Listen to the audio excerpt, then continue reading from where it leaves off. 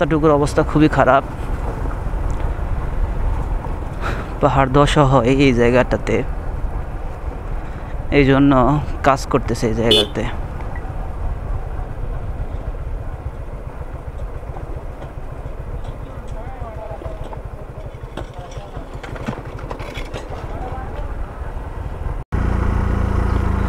সেই উঁচু, কিন্তু ক্যামেরাতে বোঝা যাচ্ছে কিনা জানি না, ক্যামেরাতে অতটা বোঝা যায় না। দেখেন 2 গিয়ারে উঠতে পারছিলাম না, 3 গিয়ার দিলাম, সরি 3 গিয়ারে ছিল, 2 গিয়ারে দিলাম, সেটাও মনে সম্ভব না, 1 গিয়ারে দিয়ে আমাকে উঠতে হবে এখানে। চিন্তা করেন কতটুকু উঁচু। এবার 2 গিয়ারে দিলাম, আবার একটু পাওয়ার পাইছে 1 গিয়ারে দেওয়ার পরে, মানে বলার মতো না, এত উঁচু।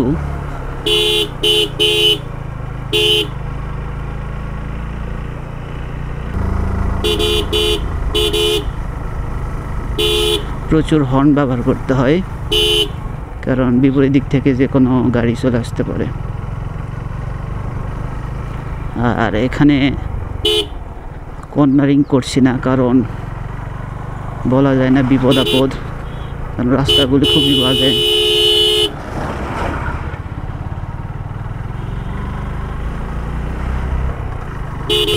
বলিপাড়াতে যাব, বলিপাড়া এখনো 11 কিলোমিটার দূরে। দেখেন কত কলা নিয়ে ট্রাকগুলো উঠছে, কি একটা অবস্থা।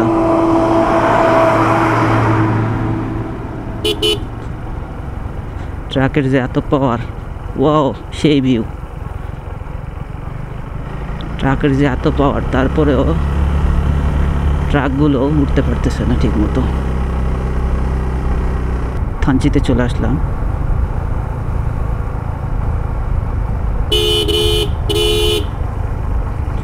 ডাউন হিল, ওয়াও কত নিচুতে নামতেছি।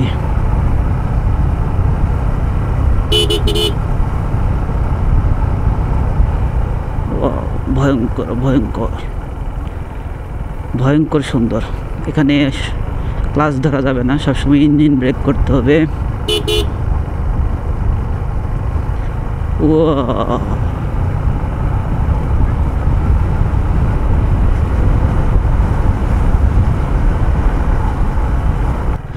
এখানে চাইলে স্পিডিং করা যাচ্ছে না, কারণ এখানকার রোডগুলো কোথায় কী অবস্থা আছে এটা কিন্তু বলা মুশকিল। তার উপর বর্ষাকাল, কোথাও ভালো, কোথাও ভাঙা, কোথাও পানি জমে আছে, কোথাও গর্ত হয়ে সেখানে পানি জমে আছে, মানে যাচ্ছে তাই অবস্থা।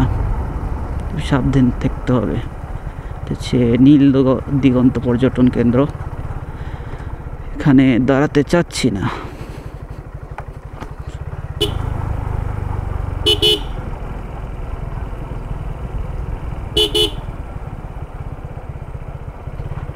দেখছেন কিরকম বাঘ আর কিরকম খারাপ, চিন্তা করা যায়। ও এখানে ইঞ্জিন ব্রেক করে নামতে হচ্ছে। কি ভয়ঙ্কর রাস্তা, ভয়ঙ্কর সুন্দর। এত অভিজ্ঞতা থাকার পরেও ভয় লাগতেছে, কারণ বিপরীত দিক থেকে যে কোনো গাড়ি আসতে পারে, কিচ্ছু করার থাকবে না। নিজের লেন পরিবর্তন করা যাবে না।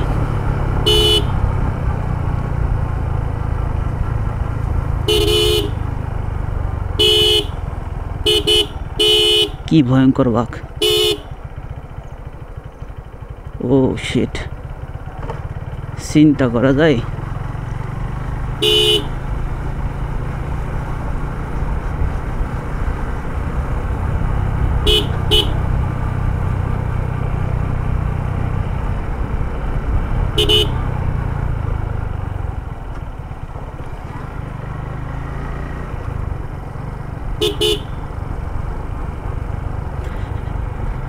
এখানে মাটি তুলে ফেলে দেওয়া হয়েছে, সম্ভবত পাহাড় ধস হয়েছিল।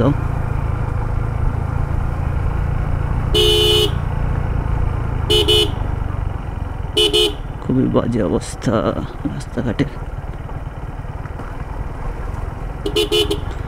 আর ইটগুলো অনেক জায়গায় গুঁড়ো করে রাখছে, যার কারণে বাইকের চাকার জন্য কিন্তু এটা মারাত্মক ক্ষতিকর।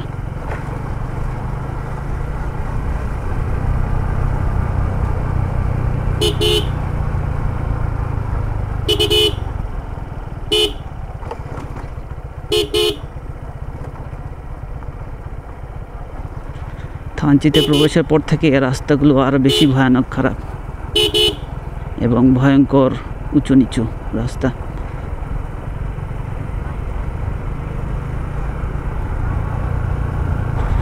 অনেক উঁচু পাহাড়ে ছিলাম, এখন নিচে নামতেছি।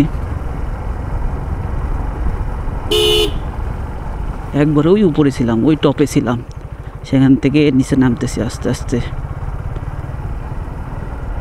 এগুলো রাস্তায় গাড়ি স্পিডে থাকলে কর্নারিং করতে গেলে কি হবে বলেন? এবার স্লিপ কেটে বাইকের সাথে সাথে সেই চালকেরও বাইকের অবস্থা খারাপ হয়ে যাবে।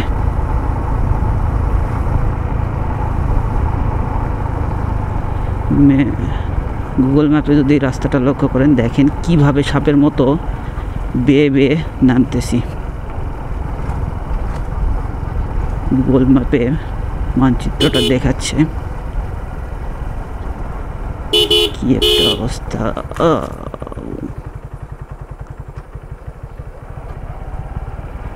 কল্পনা করতে পারবেন না, কল্পনাই নাই। প্রতিটা বাঁকে হর্ন দিয়ে যেতে হচ্ছে।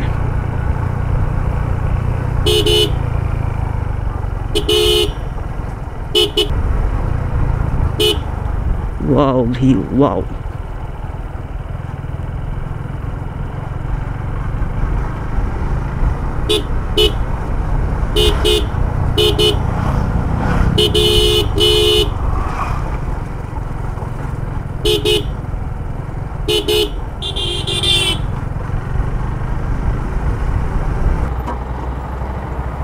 একটা পুরাতন রোড ছিল, সেটা নতুন রোডে স্থানান্তরিত করতেছে।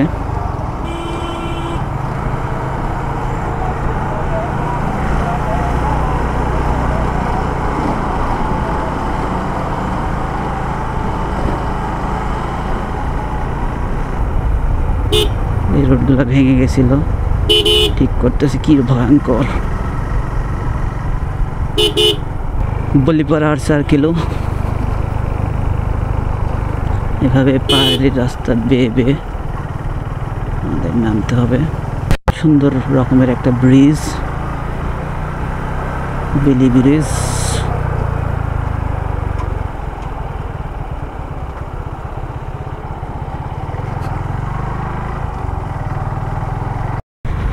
আর 1 কিলো পরে বলিপাড়া, সেখানে সেনাবাহিনী চেকপোস্ট, সেখানে ভোটার আইডিও জমা নাই।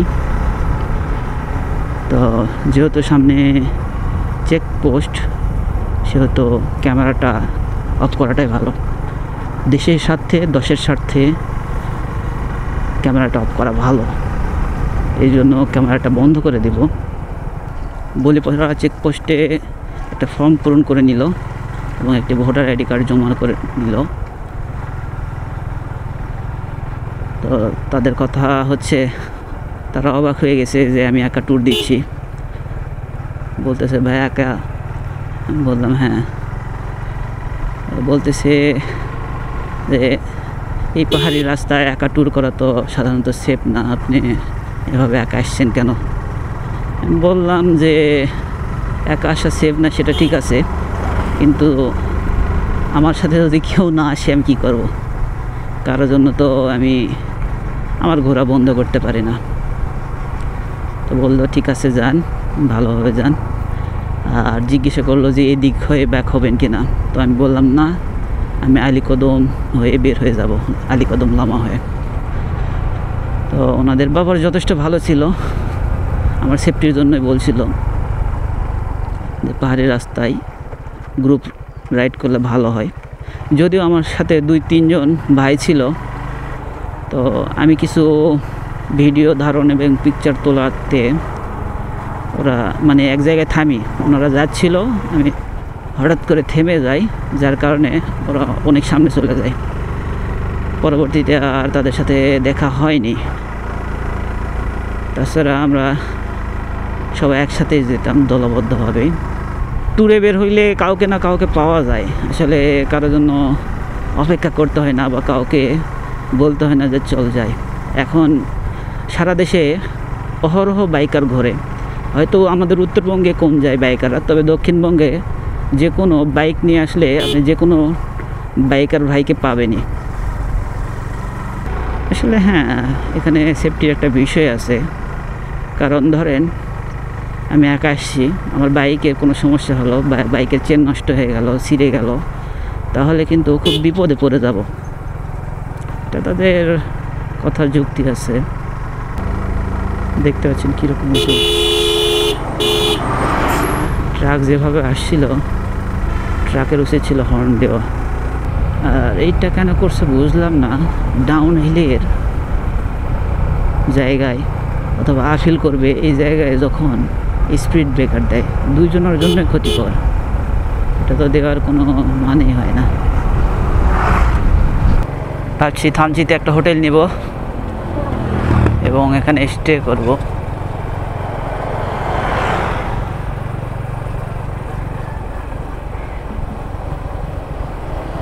আজকে আর কোথাও যেতে চাচ্ছি না।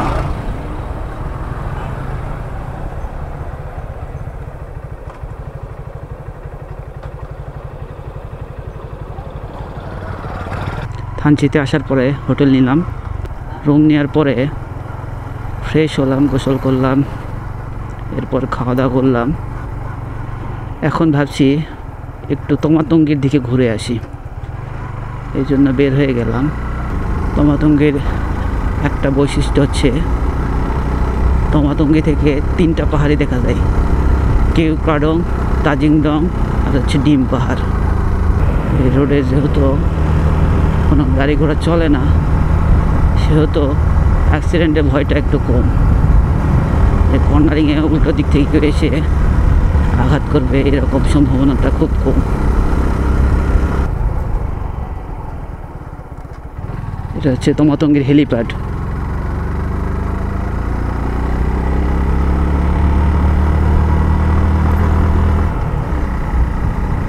আর উপরে এটা হচ্ছে তমাতঙ্গি।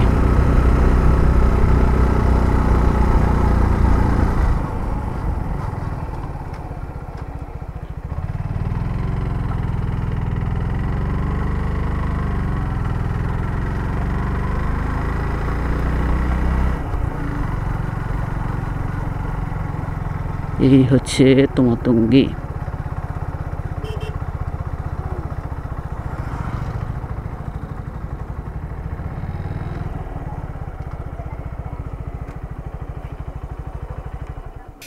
আমরা এখন আছি তমাতঙ্গিতে। এই তমাতঙ্গি এমন একটা জায়গা যেখান থেকে 3টা পাহাড়ের চূড়া দেখা যায়। পিছনের সাইডে যদি আমরা দেখি, পিছন সাইডে সর্বশেষে যে বড় চূড়াটা আছে এটা হচ্ছে ডিম পাহাড়ের চূড়া। আর এই পারে যেটা আছে এটা হচ্ছে কেওক্রাডং। আর এই পারে আছে হচ্ছে এটা হচ্ছে তাজিংডং। আর এই পারে যেটা আছে সেটা হচ্ছে কেওক্রাডং। এই যে রোডটা গেছে এটা তাজিংডংয়ের রোড। এখনও সেভাবে চলাচল শুরু হয়নি, কেউ যায় না। যদি যান সেটা নিজের রিস্ক নিয়ে যেতে হবে। দেখেন দৃশ্যটা অনেক সুন্দর লাগতেছে, যে সাদার মাঝখানে নীল, কেমনভাবে মেঘগুলো আছে আর আকাশটা কিভাবে দেখা যাচ্ছে। দুই সাইডে সাদা মেঘ আর মাঝখান দিয়ে ফাঁকা অংশ যেটা নীল কালারের দেখাচ্ছে। ঠিক তাজিংডং পাহাড়ের মাথায় দেখা যাচ্ছে। এটা হচ্ছে তমাতঙ্গি থেকে তাজিংডং। তমাতঙ্গি থেকে রওনা দিয়েছি। যদি কখনো তমাতঙ্গিতে যান অবশ্যই সন্ধ্যা হওয়ার আগে ফেরত যাবেন, কারণ এটা সম্পূর্ণ রিস্ক। আমরা যেহেতু গ্রুপে অনেকজন আছি, এই কারণে আমরা একটু রাত করে ফিরতেছি। অনেক সুন্দর একটা ভিউ দেখলাম, সূর্য অস্ত গেল আর সাথে সাথে চাঁদ উদয় হলো।